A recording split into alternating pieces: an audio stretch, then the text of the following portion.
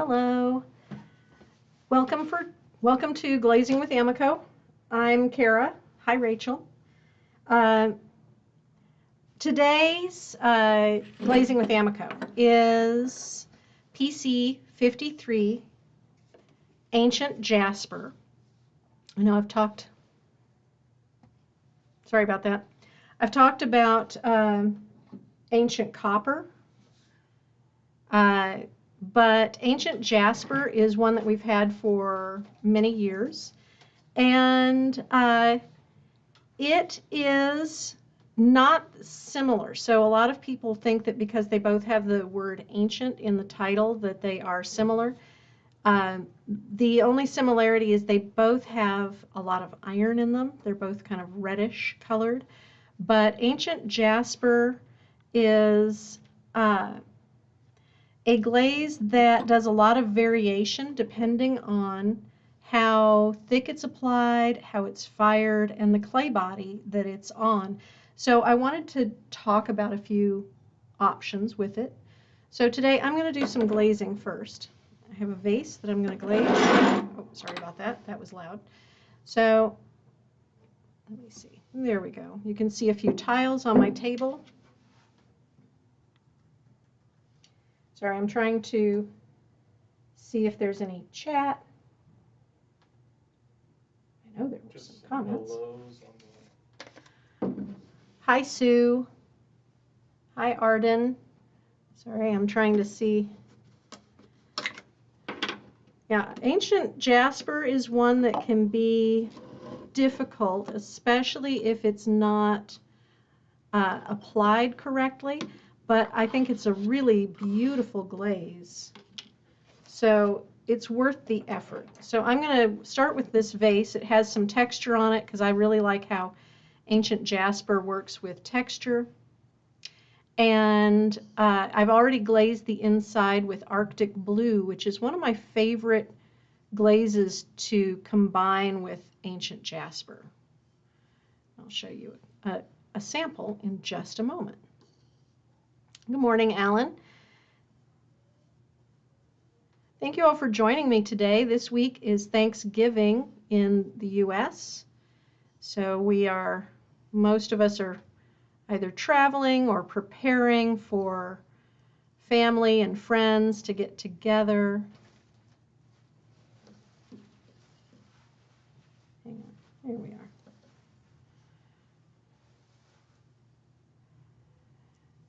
So you can see, as usual, I apply with a heavy brush. Now I cannot state enough how much difference a good brush makes. I use the Amaco Fitch fan brush. This is a size 4 that I'm using. Now these are natural fiber fan brushes, and they're very, very soft, and you see how fluffy they are. I sometimes have shown synthetic brushes.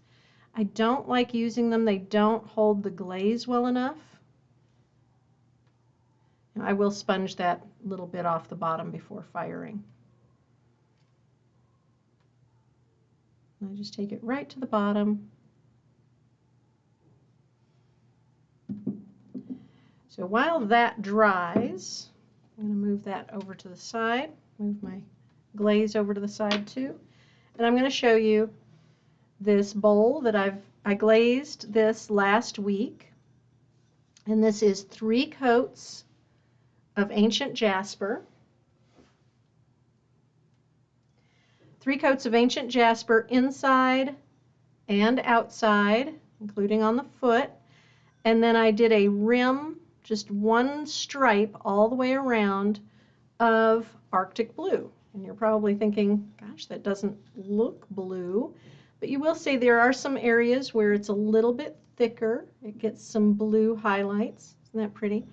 But most of it, it's going to kind of look rusty. And that's what I like about this combination, is that it gives it an added rustic look, almost like aged stone or metal. Now, Ancient Jasper is not a metallic glaze, but it will, in some instances get a little bit of luster. Let me see if, I'm going to try to zoom. Let me see if I can get I have a zoom. So you can see a little bit better. It does have some lustrous areas on the inside. Now, I have noticed that Ancient Jasper will do that more on the inside of vessels than on the outside. So like you see the outside, you can see on the foot, I did about the same amount. I might have only done 2 coats. You can see how it's very, very dark. But on the outside, where I know it was 3 coats here, it is very red, but it doesn't quite have that metallic kind of luster thing happening on, as you see on the inside. So I have also noticed that happening when, so this is the, I glazed this last week, and this is the turtle. David, is that right? Big turtle clay? Big turtle, yep. Big turtle clay, which is a brown clay. And I did the 3 coats, as I normally do, and it was more greenish, but you can see, again, I'll do the zoom. You can see where in some areas it is a little bit almost iridescent. It has some little sparkles happening in there. And the inside, I don't think we can show it because the light doesn't want to go down that far. But on the inside, it is a very deep red with some almost metallic looking sparkles on the inside. Really different on the inside than the outside.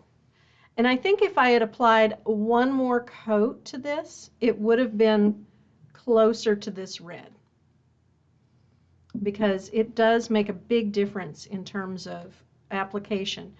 But it is pretty, but it's more of a greenish, grayish sort of color. Really still lovely, very different though. So while that, so tell me about any issues you've ever had with Ancient Jasper, or your experiences with it. Have they been good experiences, bad experiences, indifferent experiences? I know Ancient Jasper is one that can be a little tricky. So I'm putting my 2nd coat on. As I said, I already have glaze on the inside.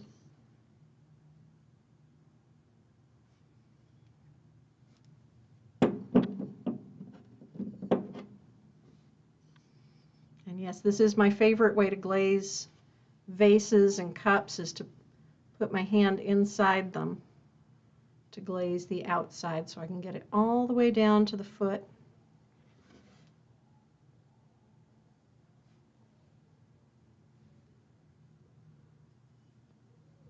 There we go. So that's coat number 2. What I often do when I'm working in the studio, I put these on paper towels and I'll do a hatch mark. So that's 2 coats so I can keep track. You see my little hatch marks right there. Sorry. I'm knocking things down. Yes, Rachel, I do have samples on texture. You may have noticed these already. So I have, you can actually see a little bit of the texture on the bowl. I didn't bring the Arctic blue all the way on the inside, and you can see it breaks kind of dark. So Ancient Jasper is really different on texture. So let me try to show that. So this is actually cone 4 on a brown clay, and you can see on the texture, this is exactly the same kind of clay and texture that's on our label tile. This is one of our chips from the chipboard. Let's see. You can see how it breaks black, and where it's a little, so like 1 coat is going to be black, 2 coats is going to be kind of a greenish khaki color, and 3 coats is going to be this dark iron red color. That's at cone 4. I do not recommend firing it to cone 4. I did that as a test to see if the color was substantially different. It is not really different. It's about the same. This is cone 5. Again, same tile, same texture. Again, black to green to red, depending on thickness. can even be kind of a deep purpley color, depending on how thickly it's applied. And then this is cone 6, and you may be able to see, I know it's tricky to see in videos. This is why we send out chips. But it has an almost metallic look where it's thick, where it's red. It's similar to ancient copper. It's not the same as ancient copper, but it has almost that kind of starting to develop crystals kind of effect. So Terry is asking, what was the aqua on the bowl? That is ancient, I'm sorry, that is Arctic blue is the blue parts. So I'm going to talk about that. You see where there's a little bit more blue right there. That's Arctic blue layered over the ancient jasper. So this is 4 coats on a white clay body. And you can see it is a very deep burgundy red color. Curtis says ancient jasper will run heavily with 3 coats. It will. I have not seen it spit, but you use it as the accent on rims. I have not seen it spit. I'm not really sure why that might happen, but it will run. So you do have to be careful with application. But this is this bowl. Sorry, let's go back to this. This bowl is cone 5, and it is a full 5. And those of you who know how I fire, I like it a little bit on the hot side, but this is definitely a cone 5, and you will notice I brought it all the way down right to that edge, and it did not run. But I do trim my feet so that they are, so that there is a sharp angle right here. Let's see if you can, I don't know if I can really show it, but the foot comes, when it comes down and then it comes out, and then there's a sharp angle where it comes back in before it flattens out. Let's see if I can. So there's actually a little bit of a sharp edge right along there, and so the glaze stops right there. That helps with runny glazes, but I have found that ancient jasper, when used by itself, is not hugely runny. But if you are firing to cone 6, do be careful. Don't do it on anything that has vertical texture handles where it's going to just run right off. But I have not had any trouble with it spitting or blistering unless it was really, really thick. So, but if you like using it as an accent on the rims of pieces, that works great. Ancient jasper is going to look different at cone 6. Karen was asking about it being better at cone 6. It's going to look different. It will run. So do be careful. If you're going to take it to cone 6, do be careful. But it will look different, and it'll be a little bit more sparkly. So I have 2 coats of the ancient jasper on this. It's still a little bit wet in the curls. So I'm going to give it another moment. And if you have more questions, please let me know, or you have any thoughts about how ancient jasper works. Sorry, I have a lot of things on my desk this morning. So I'm going to go ahead and put a 3rd coat on here. Now, I am going to stop before the bottom because this does not have that little edge like I showed you on my bowl. So I'm just going to bring it down almost to the foot, but not quite. And I'll show you all this in our next video. I will be back on Monday for Q and Amaco. So, and I will be talking more about underglazes in a couple more weeks, if that helps. Underglazes at cone 6. So there's my 3rd coat. Now at this point, I don't put a hatch mark. I just put my brush in the water. That makes it a little simpler, so I don't have to keep track of my 3rd coat. tighten that up. And what I will do, so when I apply the Arctic Blue, I am going to wait for the glaze to dry. But what I'm going to do is not apply it with a brush, but apply it with a sponge. So on the bowl, I applied it with a brush just as a stripe just below the rim all the way around.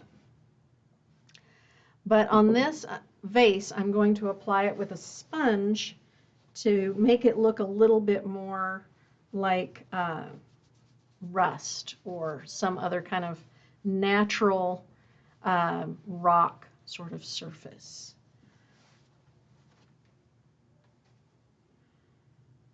So we have to wait for it to dry. Gotta say, one of the more difficult things in life is waiting for glaze to dry. So when I'm working in my studio, what I do is either I have multiple projects going on, so while I'm waiting for glaze to dry, I leave my pots and go do something else. Or, most often, I have a whole row of pots all lined up with the glazes that they're going to use. And when I get to the end of the line, it's usually time for the first pot to get a coat of glaze, so I go back to the first one and work on that one. So instead of trying to glaze one pot at a time like I do here, I'm glazing lots of pots at once. That works pretty well. There's lots of ways to approach glazing so that it stays moving along, keeping momentum. I'm going to clean that bottom off just a little bit, just so I don't have any glaze actually on the bottom.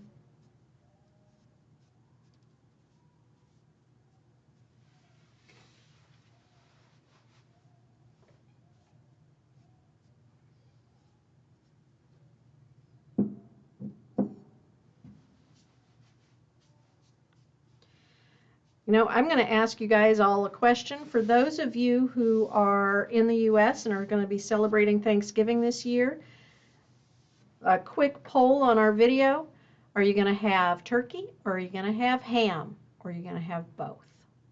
That's always the big question around all of my friends, is which one are you having for Thanksgiving meal?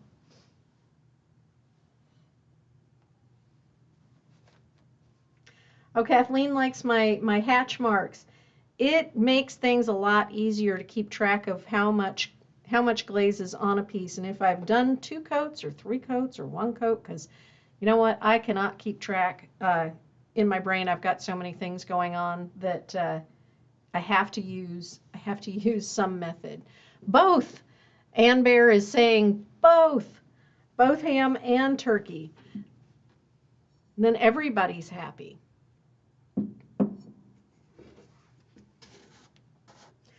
Marianne's having prime rib. Now that's a fancy Thanksgiving.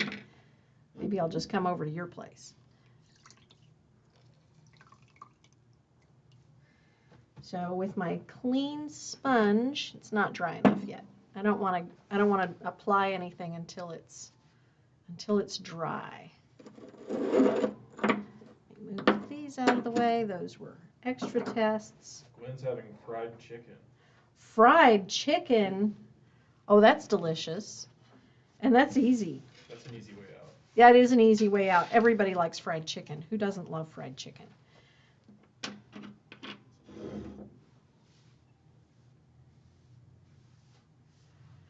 Well, I will tell you guys that yesterday, David, my production assistant here, made a turkey for our marketing department, and it was amazing. Stuffed shrimp, David? Oh, that sounds really good too. Those must be big shrimp. You know, everybody has to have something different. For Christmas, we always have Italian food. So it's always ravioli and lasagna and chicken parmesan. That is, and bruschetta. Always Italian food. This is always the hardest part. That third coat always takes much longer to dry than anything else.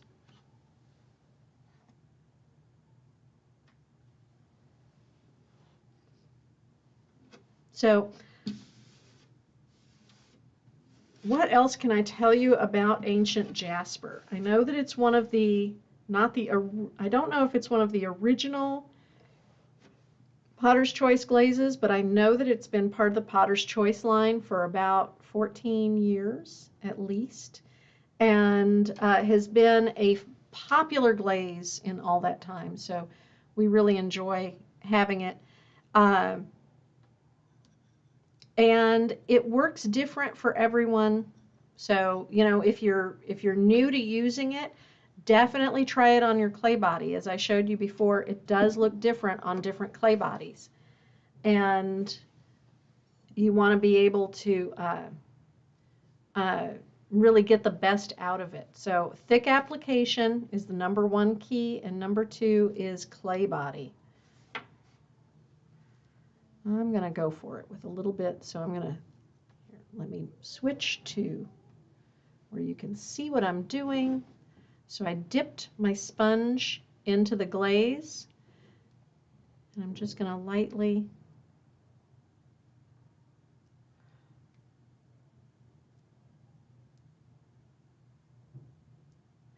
Another really nice combo with Ancient Jasper, if you have the high fire texturizer and you weren't really sure how to use it, it goes really well with Ancient Jasper, both over and under.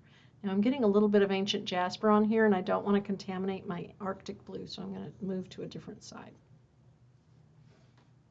And the reason I'm getting some Ancient Jasper on my sponge is because the Ancient Jasper is not quite dry yet.